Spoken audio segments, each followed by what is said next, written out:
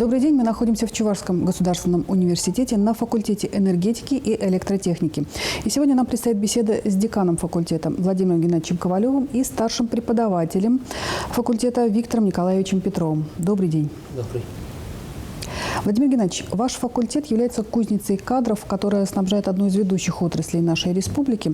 Это электротехнический кластер. Какие специалисты сегодня востребованы? Наш факультет недаром самый старый в Чувашском госуниверситете. И вообще необходимость в Чувашской республике открыть техническую подготовку инженерных кадров для электротехники и энергетики, она связана с тем, что традиционно сложилось так, что во время Великой Отечественной войны на территории Чувашии были эвакуированы предприятия, которые выпускали продукцию, в том числе очень необходимую для танков, самолетов, защищающих нашу родину. Ну и потом здесь появился сначала техникум, потом Всесоюзный научно-исследовательский институт, и Волжский филиал МАИ. Так вот, мы наследники Волжского филиала МАИ и готовим кадры для промышленности Чувашской республики и энергетики всей страны. Но особенностью является то, что вот наш инновационный электротехнический кластер является такой структурой, которая разрабатывает и выпускает продукцию.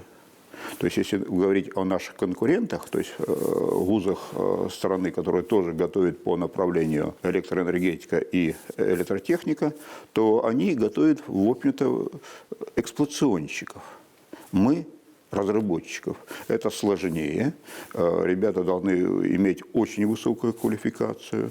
Но в Чувашии сложились научные школы, релейной защиты, автоматизация, электропривода. В Чувашии концентрация докторов больше, чем в других регионах. Чувашские предприятия держат примерно 50-60% рынка самых интеллектуальных устройств релейной защиты и автоматики в электроэнергетике. Не зря в Чувашской республике раз в 2 года проводится форум Релав-Экспо под эгидой Министерства энергетики. И, соответственно, готовим мы по тем профилям, которые востребованы для наших предприятий. Схема у нас достаточно простая. Сначала мы с предприятиями на кластере выясняем, какие профили наиболее востребованы. И таким образом формируем группы наполнения для того, чтобы подготовить под предприятие нужных специалистов, а с другой стороны, для того, чтобы наши ребята гарантированно трудоустроились.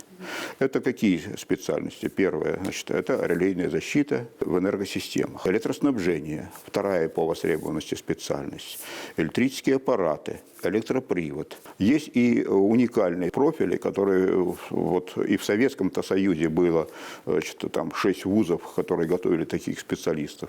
Это электротермические, электротехнологические процессы и установки. Мы готовим там уже небольшим количеством по всем специальностям, по базовым. Мы закрываем потребность специалистов Чувашской республики на предприятиях, хотя намечается рост дефицита. Вы сказали, что вместе с предприятиями решаете научные проблемы. Какие разработки есть? Велась работа по разработке серии установочных автоматических выключателей и освоение высокотехнологического производства на электроаппаратном заводе. Данные автоматические выключатели широко востребованы. В данное время она практически уже подготовлена к серийному производству. Однако хочу отметить еще про другие темы. Например, разработка совместно с Чебоксарским электроаппаратным заводом и университетом проводилась в 2016-2017 годах. Разработка серии электромагнитных контакторов для управления электродвигателей напряжением до 690 вольт. Они к данному моменту уже успешно серийно изготавливаются, причем как в военной отрасли, как и в настоящее время уже в общепромышленной. Кроме этого, мы занимаемся,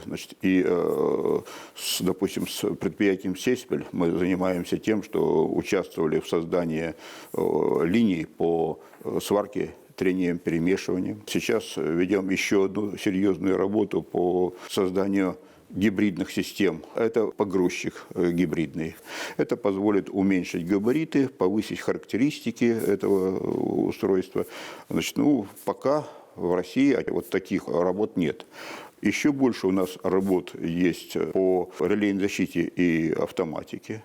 Это актуально, потому что цифровые технологии, они много позволяют нам делать, с одной стороны, и определить место повреждения, менять алгоритмы в зависимости от изменения топологии энергосистемы. И, с другой стороны, это еще и угроза большая. Кибернетическая угроза. Электроэнергетика – это хребет экономики. У нас есть в Чувашии предприятие, называется iGrid, которое занимается как раз разработкой систем программно-технических комплексов для защиты от киберугроз. Ну и много делается в направлении повышения энергетической эффективности тоже. То есть спектр исследований, разработок достаточно большой, но не зря многие предприятия, которые сейчас работают в Чувашии, они либо возглавляются, либо их учредители, собственники, это бывшие и работающие у нас преподаватели, которые вот по своим идеям, по своим разработкам создали производство. Ну и теперь заработки там примерно в 2 раза выше, чем средний заработок в Чувашской республике. То есть это действительно вот тот комплекс, который создали наши выпускники, и мы им гордимся. Здесь вот в нескольких моментах очень важно.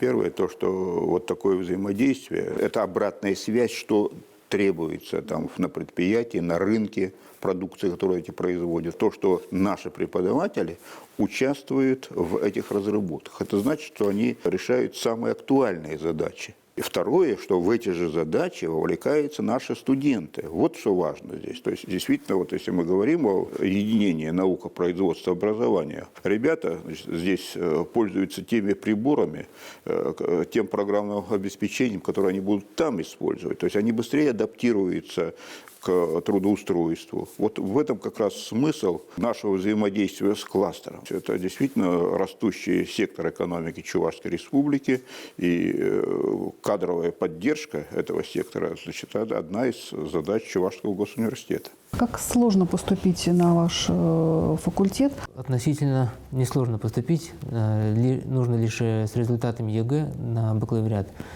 по 3 предметам.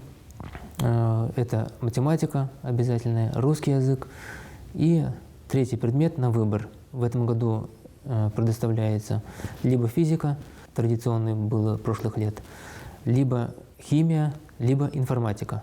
Для успешного поступления, скажем так, с большей долей вероятности, желательно 180 баллов и выше. На факультете, на бакалавриат бюджетных мест в этом году 165. Из них 145 мест – это на направление электроэнергетика, электротехника, и 20 мест на теплотехнику и теплоэнергетику. Магистратура в этом году бюджетных мест 44.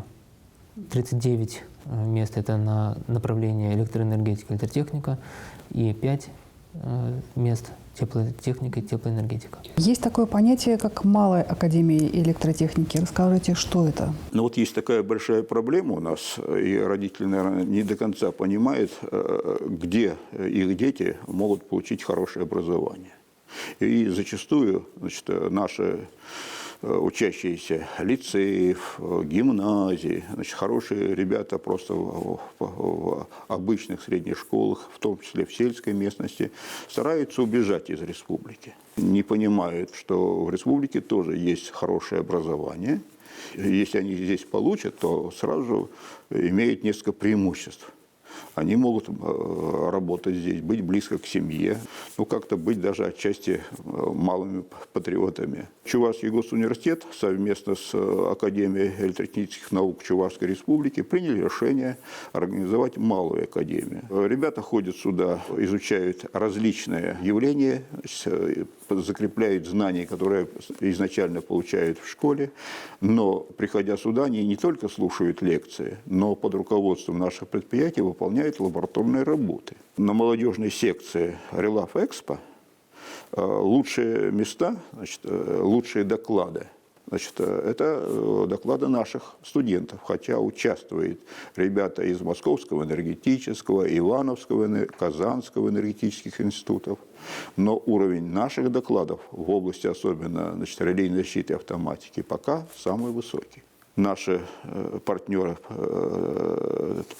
работодатели четко понимают, что нужно сотрудничать с Чувашским госуниверситетом и готовы предоставлять лучшим абитуриентам условия на целевую подготовку. А целевая подготовка нам дает определенные преимущества. Это, во-первых, уже понятное трудоустройство, это дополнительные стипендии к обычной, к повышенной стипендии, стипендии от завода. Это индивидуальная траектория, значит, то, что и по душе молодому человеку, и нужно предприятию для того, чтобы получить качественное образование и трудоустроиться. Большое спасибо за интересную беседу. Будем ждать новых разработок и новых внедрений в жизнь. Спасибо вам тоже.